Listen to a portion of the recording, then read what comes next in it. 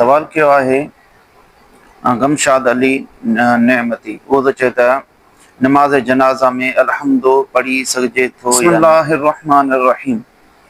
नमाज जनाजा के अंदर सूरत फातिहा यानी अलहम्दु शरीफ पढ़ण यो मकरूह आहे। अलबत्ता जेकॾहिं दुआ या सना जी नियत सां पढ़े तो त पोइ पढ़ी सघिजे थो, इन में को बहर्ज नाहे। अहिड़ी तरह मुत्ता इमाम मालिक के अंदर इमाम मालिक रहमहुल्लाह ताला हज़रत नाफ़ी रज़ियल्लाहु ताला अन्हु खां रिवायत बयान करे थो। हज़रत नाफ़ी चयो त अन्न अब्दुल्लाह इब्न उमर कान ला यक़रउ फ़िस सलाति अलल जनाज़ति। बेशक हज़रत अब्दुल्लाह बिन उमर रज़ियल्लाहु ताला अन्हुमा नमाज़ जनाजा के अंदर तिलावत न कंदा हुआ। अहिड़ी तरह मुत्ता इमाम मालिक के अंदर हज़रत अबू हुरैरा रज़ियल्लाहु ताला अन्हु खां नमाज जनाजा के तरीक़े बाबत सवाल कियो वियो त नमाज जनाजा कीअं पढ़जे। पोइ पाण तफ़सील सां बयान कंदे फरमाइनि था त फ़इज़ा वुदियत कब्बरतो वहमिदुल्लाह वसल्लैतो अला नबीही सुम्मा अक़ूलु अल्लाहुम्मा इन्नहु। पाण फरमाए थो त जॾहिं जनाज़े खे रखियो वेंदो आहे त मां तकबीर चवंदो आहियां। तकबीर चवण खां पोइ अल्लाह रब्बुल इज़्ज़त जी सना बयान फरमाईंदो आहियां। उन खां पोइ हुज़ूर नबी करीम सल्लल्लाहु अलैहि वसल्लम ते दुरूद पढ़ंदो आहियां। पोइ मैयत जे लाइ दुआ घुरंदो आहियां। इन हदीस मुबारक मां बि मालूम थियो त हज़रत अबू हुरैरा जो अमल फातिहा पढ़ण जो न हुयो। पाण सूरत फातिहा यानी अलहम्दु शरीफ नमाज जनाज़े अंदर न पढ़ंदा हुया। अहिड़ी तरह मजमू ज़वाइद जे अंदर हज़रत अब्दुल्लाह बिन मसऊद रज़ियल्लाहु ताला अन्हु खां हिकु मरफू रिवायत आहे।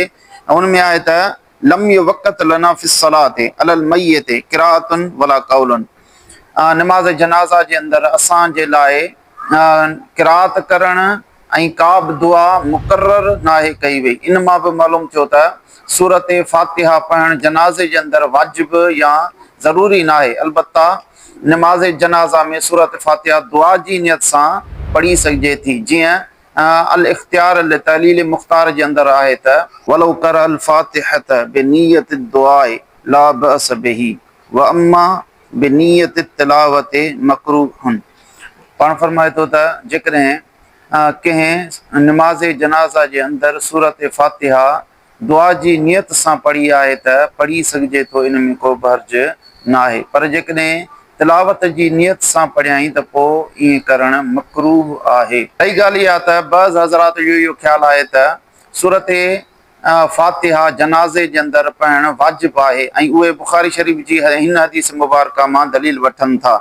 हज़रत अब्दुल्लाह बिन औफ रज़ियल्लाहु ताला अन्हु रिवायत करे त सल्लैतु ख़ल्फ़ इब्न अब्बास रज़ियल्लाहु ताला अन्हुमा अला जनाज़तिन फ़क़रा फ़ातिहतल किताब फ़क़ाल लितअलमू अन्नहा सुन्नतुन।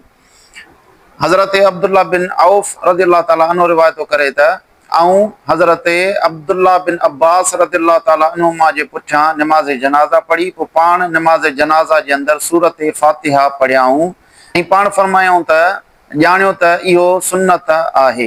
यादि रखो त इन हदीस मुबारका मां सूरत फातिहा जनाज़े में पढ़ण जो वजूब साबित नथो थिए। छाजे करे त इन हदीस मुबारक लफ़्ज़ आहिनि त सल्लैतु ख़ल्फ़ इब्न अब्बासिन अला जनाज़तिन फ़क़रा फ़ातिहतल किताब।